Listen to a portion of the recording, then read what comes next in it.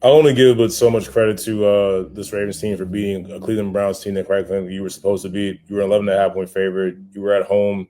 It was It was the 30th anniversary celebration. You're expected to play well. You're expected to beat a team like Cleveland with the roster that you have. So, I'll give credit. You took care of business. That's good. Some things that I liked.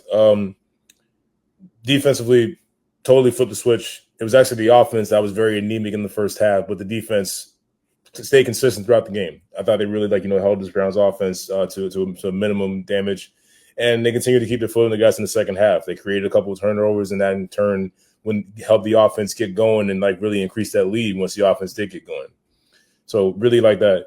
Things that I'm still concerned about. I'm still concerned about the pass rush with this Ravens defense. I have even more concern now because we just got word that Kyle Van Noy has a hamstring injury and he's likely prepared to miss the next couple of weeks. So looking at a few important games here, we got the Detroit Lions coming up next. We have the Kansas City Chiefs in Week 4. So pretty important enough for the pass rush of this Ravens team to really get going because you need that in order for this great secondary to be effective because as great as a secondary as the Ravens have on paper, it can only be so effective if you cannot get pressure on the quarterback. So, and offensively, I just talked about it. First half was absolutely anemic. Credit to the Cleveland Browns defense. They really sold out on the run and shut down Derrick Henry in this Ravens run game and kind of made them at times very, very one-dimensional.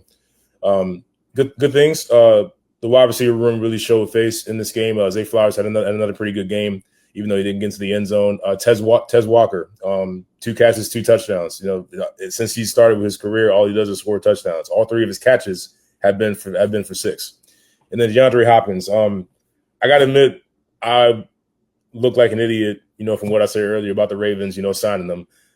It's not that DeAndre Hopkins is in the Hall of Fame or he isn't amazing. It's that I had said that he was amazing. And at this point in his career, I didn't know how effective he really would be.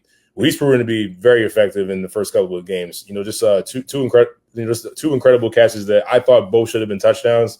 The first one he had, ref said he was down at the 1-yard line because his knee was down when he caught it, even though it looked like he tumbled into the end zone.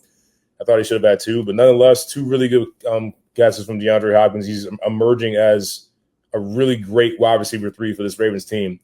You'd love to see more from Bateman, but I see better games for Bateman coming down the pipe. But the wide receiver room really showed up when the Ravens' run game basically got contained and shut down. And that's really encouraging because you see that the Ravens have ways of beating you, not just in the running game. They can beat you in the passing game as well.